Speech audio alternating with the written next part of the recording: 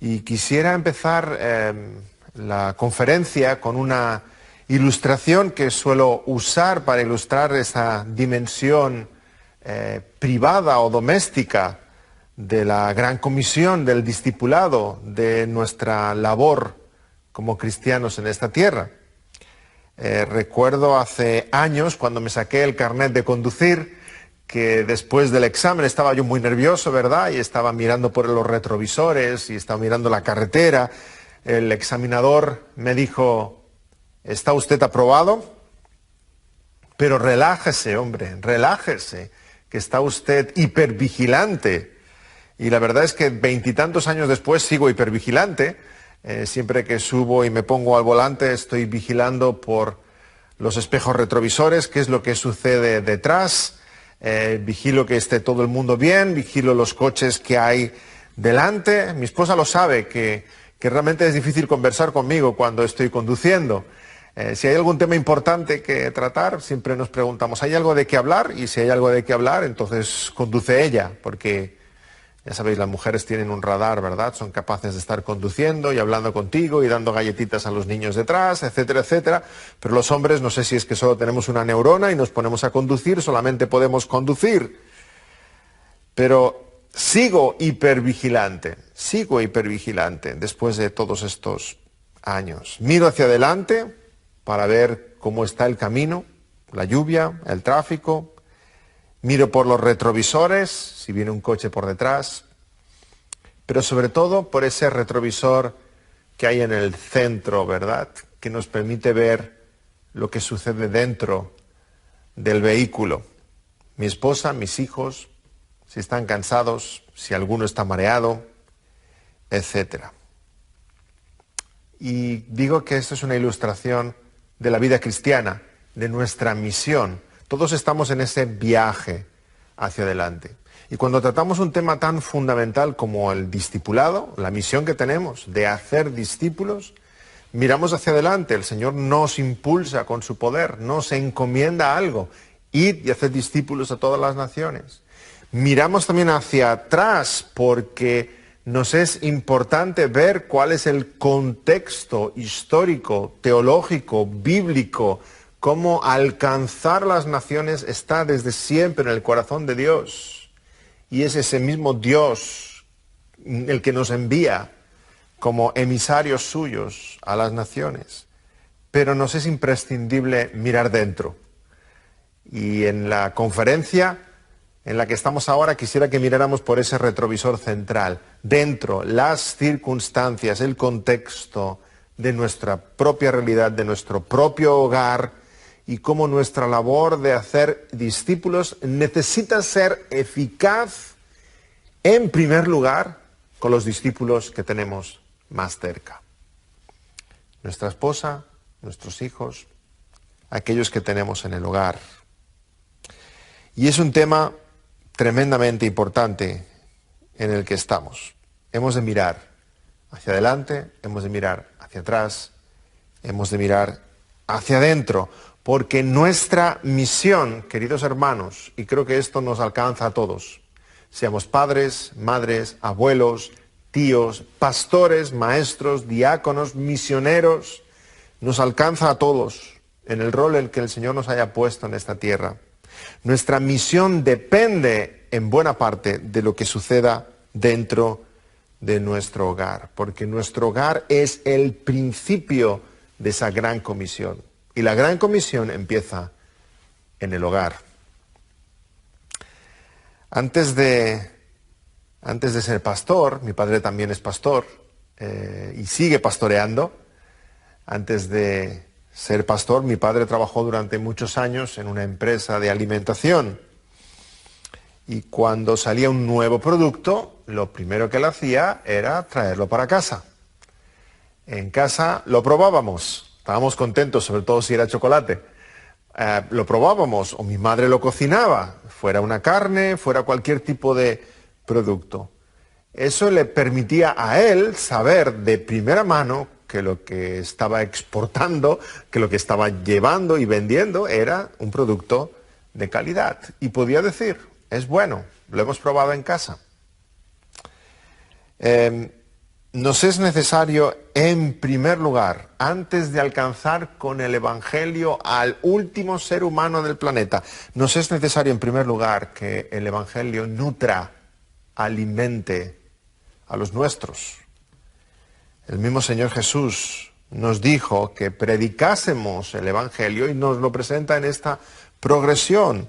Hechos capítulo 1, versículo 8, recibiréis poder cuando venga el Espíritu Santo y seréis testigos en Jerusalén, en Judea, en Samaria y hasta lo último de la tierra. Así que vamos a hacer discípulos en primer lugar de una forma eficaz, relevante, trascendente en Jerusalén, empezando por aquellos que tenemos más cerca. Para llegar a lo último de la tierra hay que cruzar Judea y Samaria. Y antes de ello hay que cruzar Jerusalén, hay que empezar en Jerusalén. Y sabemos que cuando se trata de lo que tenemos más cerca, corremos un gran peligro en que esa gran comisión no se lleve a cabo de forma eficaz. Y quisiera con este mensaje, tengo dos propósitos en mente. Principalmente, por un lado, quisiera traer consuelo. Consuelo para algunos que por diversas circunstancias realmente se pueden sentir abrumados con llevar el Evangelio a Jerusalén. Hacer discípulos en Jerusalén, nivel 1 o nivel 0. El primer paso en esa gran comisión que el Señor nos encomienda. Y quisiera que se sintieran consolados, porque puede haber dificultades. Hay muchos hermanos, hermanas, el que el cónyuge no es creyente, los hijos no son creyentes, los padres no son creyentes. Y se sienten en una gran labor ardua de testificar, de ser luz a aquellos que tienen más cerca. Y les quiero decir a estos que tengan ánimo, cobren ánimo porque el Señor está con ellos. Están peleando la buena batalla de la fe. Están siendo luz allá donde tienen que ser luz. Sus prioridades son las correctas. Pero también, en segundo lugar, quisiera zarandear a otros que no tienen las prioridades correctas. Algunos que están viviendo la fe de forma negligente, que quieren ir ya a lo último de la tierra cuando no han sido testigos todavía del Señor en Jerusalén. Algunos pueden estar viviendo la fe así, con cierta doblez, asentando unas prioridades que no son las correctas. Porque, hermanos, es más fácil testificar en lo último de la tierra que testificar en casa. En casa es donde me conocen. En casa saben mis flaquezas. En casa ven perfectamente cuando soy negligente con mi fe, o cuando hay doblez, o cuando hay hipocresía, o cuando hay falsedad, o cuando hay debilidad, o incongruencia. Lejos no me conocen, cerca me conocen mucho y muy bien, y supone un mayor reto ser testigos del Señor. Así que, si eres cristiano, ten muy presente que tu hogar es de Cristo y es para Cristo, es donde hemos de testificar de Él, hemos de ser luz para Él, para su gloria. Y a veces corre por ahí el falso concepto de que nuestra vida espiritual está simplemente encorsetada o limitada a un espacio temporal. Mi vida espiritual son los domingos de tal hora a tal hora cuando me reúno con los hermanos, o esos minutos en que estoy en mi tiempo devocional con el Señor. No, hermanos, rompamos ese mito. Nuestra vida espiritual es toda nuestra vida, porque todo, absolutamente todo es del Señor y para el Señor.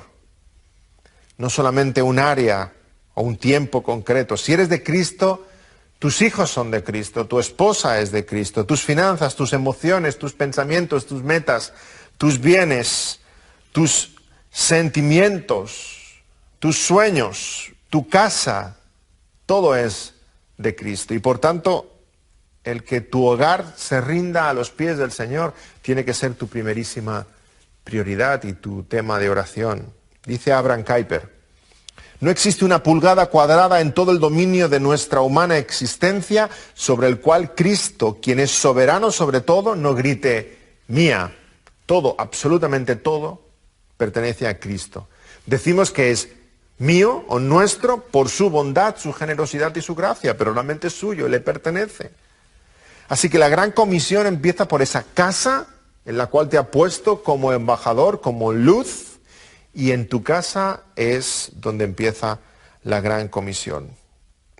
Hermanos, no es que Dios por un lado tenga un plan y luego por otro lado ame tanto a la familia que haya intentado incorporar a la familia en ese plan, en ese gran plan, esa gran meta que es la redención de su iglesia. No, no se trata de eso. Más bien es que Dios, antes de la fundación del mundo, ya creó la familia, pensando usarla como herramienta principal para alcanzar al mundo como representación de su relación con nosotros. Dios creó el matrimonio para que tuviésemos una representación constante de lo que es el amor de Cristo por su iglesia. Dios creó la paternidad, la relación padres-hijos, para que tuviésemos un referente cotidiano, continuo, diario, de lo que significa un padre cuidando a sus hijos, una madre cuidando a sus hijos, ilustración del Padre Celestial cuidando de nosotros. La familia, por tanto, es una parábola viva de la relación de Dios con los suyos. Dios habla de sí mismo, Dios habla de su plan de redención, Dios habla de su amor, Dios habla de su protección, de su cuidado en la familia. Y en términos familiares, hemos leído cómo Dios se revela a sí mismo, cómo Dios se presenta como Padre, el Señor Jesucristo como el Hijo amado. Habla de nosotros, los redimidos, como adoptados a su familia espiritual. Cuando hablamos del cielo, hablamos de un gran banquete de bodas, las bodas de Cristo con su esposa, la iglesia. Dios creó a Adán y Eva y formó un hogar y prometió que de ellos vendría la simiente, el Mesías. Dios también le dio a José una familia en la cual aprender a vivir la fe, y cuando José es separado de su hogar, ya tenemos un hombre joven, pero que ha sido profundamente influenciado por los suyos. En su familia también Daniel aprendió lo que es la santidad y la devoción al Señor, y aunque fue llevado a Babilonia, ese hombre joven era un hombre íntegro que amaba al Señor sobre todas las cosas. Cuando el Hijo Eterno de Dios se encarnó, no vino como un hombre adulto, sino que nació como un bebé en el seno de una familia. Dios ha usado a la familia siempre, la familia está en el corazón de Dios. Y creo que no estoy exagerando cuando hablo de que hay una correlación entre el hogar y la iglesia, entre el discipulado en el hogar y el discipular a las naciones. Hay una correlación entre ambas cosas, mucho más poderosa de lo que pensamos. Según sean las familias, así será la iglesia. Según vivamos el Evangelio en casa, así lo viviremos fuera. Podemos hacer grandes esfuerzos desde el púlpito. Podemos evangelizar a las naciones, podemos organizar inmensas campañas evangelísticas, alcanzar a miles con la radio, con la televisión, como queramos. Podemos hacer grandes esfuerzos, pero serán inútiles si ese mismo evangelio no es capaz de transformar nuestros corazones y transformar a los que tenemos más cerca. Empezar en casa. No podemos tener una iglesia sana con familias enfermas. Del mismo modo que no podemos tener un cuerpo sano si todas las células de su cuerpo están enfermas. Y vemos esa unidad familia-iglesia de muchas maneras en la palabra. Cuando la palabra de Dios nos expone, por ejemplo, las cualificaciones bíblicas para un anciano, para un diácono, nos damos cuenta enseguida que todas ellas tienen un carácter, expresan un carácter moldeado por el Espíritu. Habla del testimonio, habla del temperamento y habla también de la sabiduría y la santidad en el hogar. 1 Timoteo 3, versículos 4 y 5. Que gobierne bien su casa, que tenga a sus hijos en sujeción con toda honestidad. Pues el que no sabe gobernar su propia casa, ¿cómo cuidará de la iglesia de Dios? La familia, por tanto, es una microiglesia. y la iglesia es una macrofamilia. Ambas cosas están íntimamente conectadas. Por tanto, la familia es la unidad evangelística y misionera básica, primordial.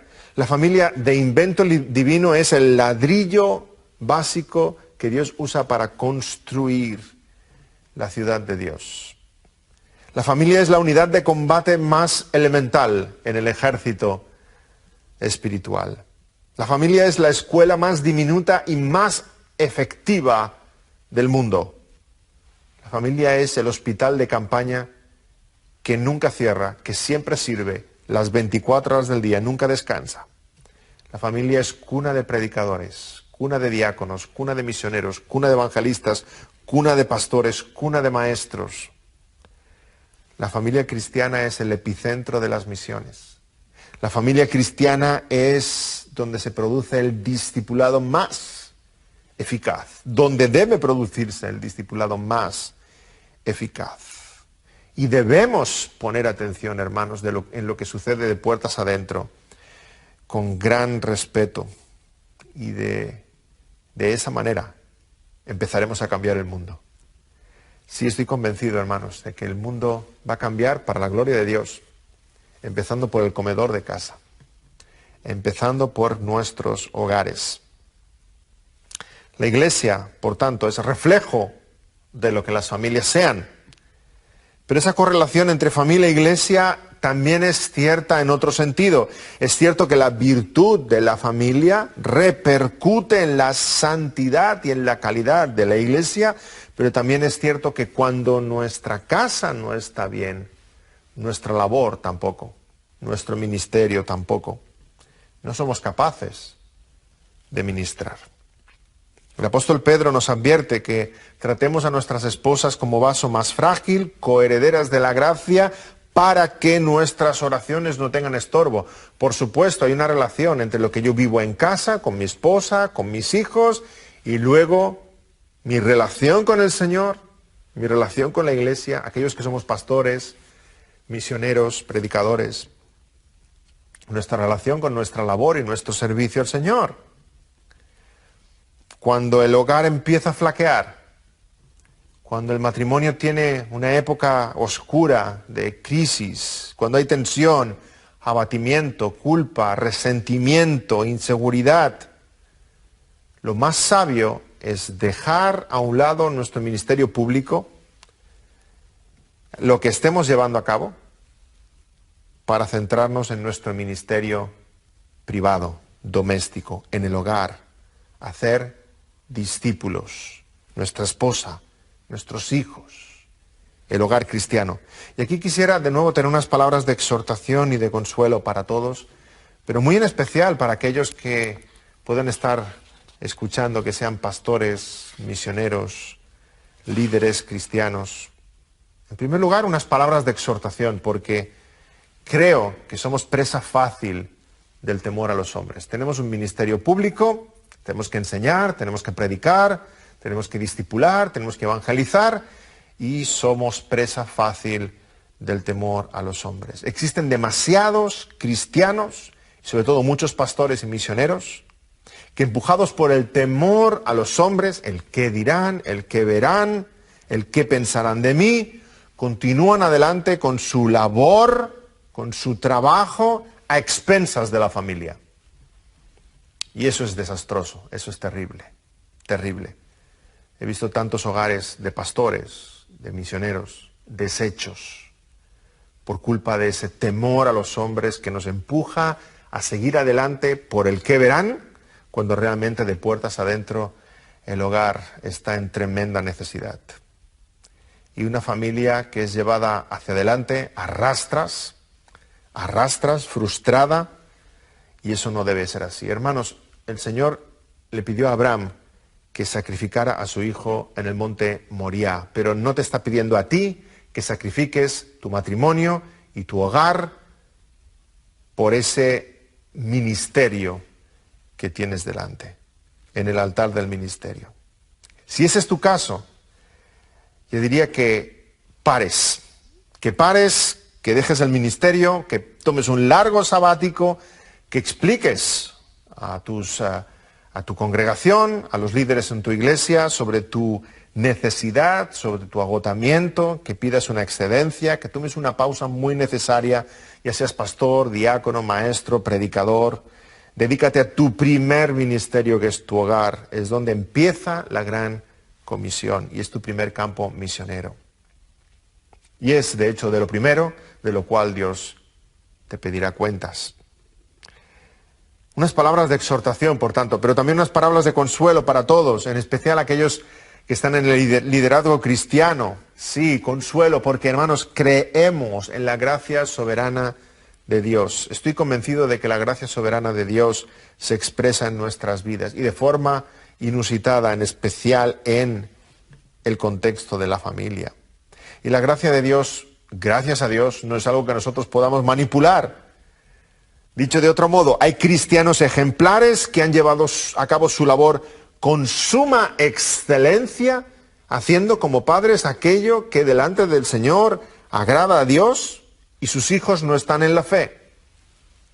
Y viceversa, hay creyentes magníficos que provienen de hogares horrorosos. Y todo esto nos muestra que la gracia de Dios es soberana, que Él actúa y Él obra y Él transforma y Él cambia y Él usa según sus propósitos. Que Dios salva de forma prodigiosa. Salva cuando nada parece indicar que lo hará y a veces no salva cuando todo parece indicar que sí lo hará. La primera manifestación de la gracia de Dios nos alegra. Y es cuando decimos, la gracia de Dios es maravillosa. Cuando hay un joven, por ejemplo, que está apartado de los caminos del Señor y está en el mundo, y un joven que está en las drogas y está en lo más oscuro, ¿verdad? Y el Señor lo alcanza, lo transforma, lo convierte y crece y llama la palabra y se convierte en predicador, en pastor, en misionero. Decimos, wow, la gracia soberana de Dios, magnífico, fabuloso. La salvación pertenece a Jehová, como dijo Jonás desde el vientre del pez. Pero hay otras veces en las que la gracia de Dios nos reta, es soberana y nos reta, y es cuando pensamos que todo está por ganar, todo está por hacer, cuando va a ser fácil, cuando es previsible.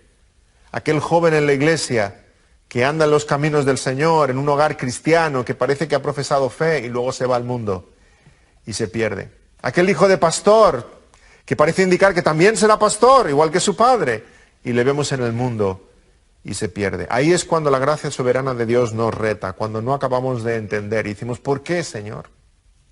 Pero es tan soberana cuando alcanza a aquel que no pensábamos que iba a alcanzar, como cuando no alcanza a aquel que pensábamos que sí iba a alcanzar. Creemos en la gracia soberana de Dios y esto nos ha de traer consuelo a nuestros corazones. Porque es Dios el que puede cambiar el corazón de tus hijos, no tú.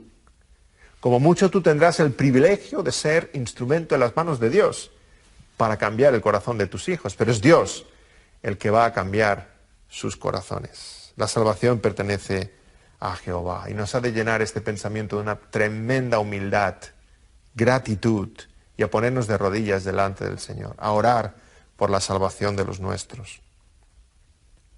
Pero cuando Dios obra, vemos que muchas veces, la mayoría de las veces, Dios obra usando la familia. Suele ser el medio que Dios usa para transformar vidas. Probablemente esa es tu historia, como es mi historia. Hemos crecido en un hogar cristiano y Dios ha usado las palabras y el testimonio de nuestros padres, de nuestros hermanos, de nuestros tíos, de nuestros abuelos, su ejemplo, su constancia, su dedicación. Dios ha usado esa cercanía, esa confianza, esa franqueza, esa calidez para impactar en tu corazón, para impactar en el mío. Así sucedió en Timoteo, ese gran colaborador del apóstol Pablo. 2 Timoteo 1:5. Pablo le escribe diciendo, trayendo a memoria la fe no fingida que hay en ti, la cual habitó primero en tu abuela Loida y en tu madre Eunice, y estoy seguro que en ti también. Y luego en el capítulo 3, versículo 14, pero persiste tú en lo que has aprendido y te persuadiste, sabiendo de quién has aprendido y que desde la niñez has sabido las sagradas Escrituras. Sí, Timoteo supo del Señor desde la niñez, escuchando a su madre, escuchando a su abuela. No pienses que tu labor como madre, como abuela, es insignificante. No es irrelevante. Estás impactando en muchos corazones. Cada vez que oras con tus hijos, cada vez que les hablas de Jesús, cada vez que lees la Biblia con ellos. ¿Quién sabe si tienes en casa a un William Carey, a un Charles Spurgeon, a un Timoteo? Timoteo escuchó el Evangelio en casa. No sabemos nada de su padre, sabemos de su madre y sabemos de su abuela. Eran cristianas, fieles, que transmitían la fe con lo que hacían y con lo que hablaban. Puede que Timoteo, como suele pasar con muchos niños de iglesia, fuera creyendo y no tuviera muy claro cuándo fue la fecha de su conversión. No la recordaba, no la pudo apuntar en su Biblia. Tal vez fue algo progresivo, paulatino, como el que abre una luz halógena de forma progresiva. Porque hay conversiones como la de Timoteo y hay conversiones como la de Pablo. Y eso lo hemos de tener muy presente cuando discipulamos a nuestros hijos. Hay conversiones como la de Pablo, hay conversiones como la de Timoteo. Pablo vio una gran luz y cayó al suelo y escuchó una voz.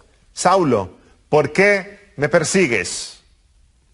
Y dejó su vida pasada de rebeldía, de pecado, para seguir al Señor. Pero no todas las conversiones son así.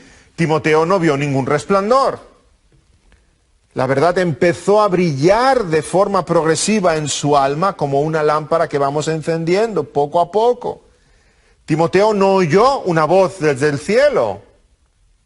Timoteo oyó la voz de su madre, la voz de su abuela. Timoteo, ¿te has puesto el pijama? ¿Has leído la Biblia antes de ir a dormir? ¿Has orado? Ay, mamá, ay, abuela, qué pesadas. Sí, ya lo he hecho. Timoteo no tenía un tortuoso pasado. Timoteo no aguantó las vestiduras de nadie mientras apedreaban a Esteban. Timoteo nació, creció en un hogar donde ya escuchó del Señor desde su tierna infancia. Timoteo no era como Pablo. Puede que los pecados más grandes que Timoteo recordara fuera haber pellizcado a su hermana, o fuera haber mentido diciendo que ya se había comido la coliflor hervida cuando realmente la había echado a la basura. Timoteo desde niño sabía las Escrituras y la luz de Cristo fue siendo cada vez más evidente en su corazón. Y había cada vez más en él una evidencia de la grandeza de Dios, de la grandeza de su pecado, de la grandeza de su Salvador, de su pequeñez, de la santidad del Señor, de la grandeza de la obra de la cruz de Cristo. Cuidado, hermanos, y aquí es donde quería llegar. Cuidado, hermanos, no prediquemos a nuestros Timoteos la conversión de Pablo. Cuidado. No prediquemos a los niños y jovencitos, nuestros Timoteos, que es necesario escuchar una gran voz y ver una luz resplandeciente, porque no es así. Al contrario, observemos en ellos la obra progresiva del Evangelio, la obra progresiva de la gracia de Dios. A veces en ciertos contextos llegamos a predicar hasta tal punto la conversión de Pablo que nuestros Timoteos pueden estar pensando dentro de sí, vaya, creo que tendré que irme al mundo para luego volver. Necesito salir para ensuciarme mucho para poder venir y ser lavado y ser salvo. No es así. No es así, hermanos, no es así. Observemos la obra de Dios en ellos. No hace falta estar en la pocilga intentando robarle la comida, las algarrobas a los cerdos para sentirse sucio. Te puedes sentir sucio mucho antes. Sucio cuando desprecias al Padre pidiéndole su herencia. Sucio cuando sales de casa. Sucio cuando has andado 100 metros. No tienes que llegar a la pocilga. Mucho antes puedes reflexionar, volver en sí, recapacitar y decir, ¿qué estoy haciendo? Iré a mi Padre y le diré, Padre, he pecado contra el cielo y contra ti. Enseñemos a los más jóvenes la realidad del pecado en sus corazones, porque ya hay pecado, no necesitan pecar más. Hay pecado en sus mentiras, hay pecado en su orgullo, hay pecado en sus malos gestos, hay pecado en sus exageraciones, hay pecado en su ira, hay pecado en su egoísmo, hay pecado en su vanidad, hay pecado en sus corazones, en el corazón de nuestros hijos, de nuestros jóvenes. Y nosotros tenemos la tremenda labor de ser instrumentos del Señor en corregir sus corazones y en encaminarlos, hacerles ver su pecado y conducirles a la cruz de nuestro Redentor. No hagas como el mundo, no los dejes vivir a su antojo. Espero que no seas uno de esos progres que dicen, no, yo no les enseño la fe, cuando sean mayores ellos escogerán. Bien.